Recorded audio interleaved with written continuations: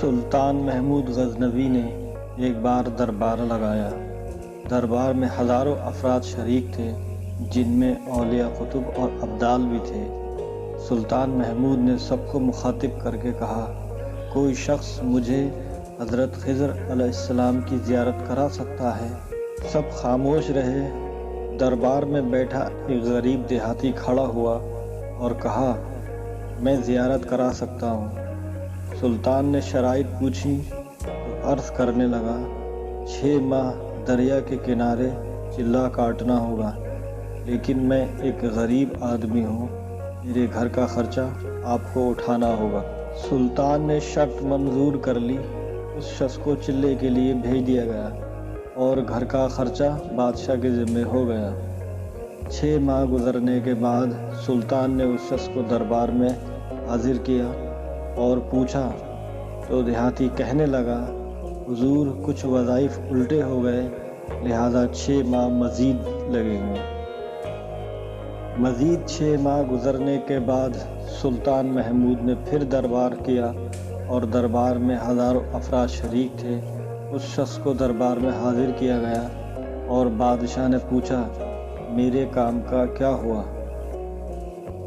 یہ بات سن کے دیہاتی کہنے لگا، بادشاہ سلامت، کہاں میں گنہگار اور کہاں خضر علیہ السلام۔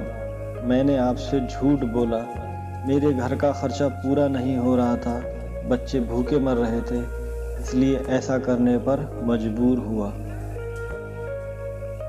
سلطان محمود غزنوی نے اپنے ایک وزیر کو کھڑا کیا اور پوچھا، اس شخص کی سزا کیا ہے؟ وزیر نے کہا، سرکار، اس شخص نے بادشاہ کے ساتھ جھوٹ بولا، لہذا اس کا گلا کاٹ دیا جائے۔ دربار میں ایک نورانی چہرے والے بزرگ تشریف فرما تھے۔ کہنے لگے، بادشاہ سلامت، اس وزیر نے بالکل ٹھیک کہا۔ بادشاہ نے دوسرے وزیر سے پوچھا، آپ بتاؤ۔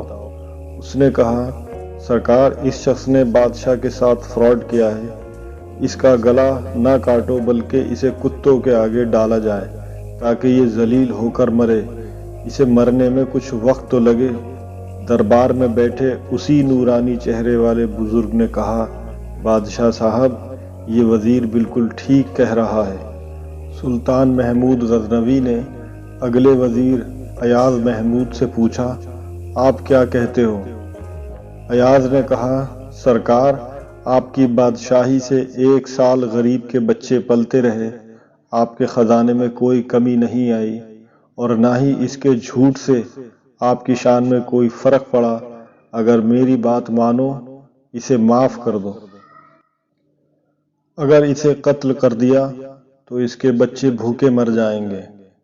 ایاز کی یہ بات سن کر محفل میں بیٹھا وہی نورانی چہرے والا بابا کہنے لگا، ایاز بالکل ٹھیک کہہ رہا ہے۔ سلطان محمود غزنوی نے اس بابا کو بلایا اور پوچھا، آپ نے ہر وزیر کے فیصلے کو درست کہا، اس کی وجہ مجھے سمجھائی جائے۔ بابا کہنے لگا، بادشاہ سلامت، پہلے نمبر پر جس وزیر نے کہا اس کا گلا کاٹا جائے، وہ قوم کا قصائی ہے، اور قصائی کا کام ہے گلے کاٹنا۔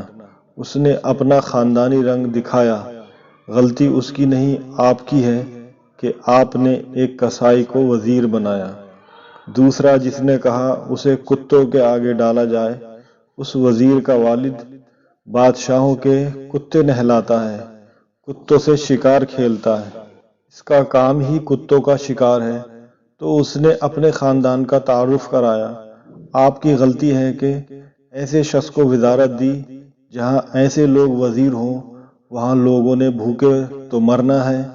اور تیسرا ایاز نے جو فیصلہ کیا، تو سلطان محمود سنو، ایاز سید زادہ ہے۔ سید کی شان یہ ہے کہ سید اپنا سارا خاندان کربلا میں ذبح کرا دیتا ہے، مگر بدلہ لینے کا کبھی نہیں سوچتا۔ سلطان محمود اپنی کرسی سے کھڑا ہو جاتا ہے، ایاز کو مخاطب کر کے کہتا ہے، ایاز، تم نے آج تک مجھے کیوں نہیں بتایا کہ تم سید ہو؟ ایاز کہتا ہے، آج تک کسی کو اس بات کا علم نہ تھا کہ ایاز سید ہے، لیکن آج بابا جی نے میرا راز کھولا۔ آج میں بھی راز کھول دیتا ہوں، سنو اے بادشاہ سلامت اور درباریوں، یہ بابا کوئی عام ہستی نہیں بلکہ حضرت خضر علیہ السلام ہے۔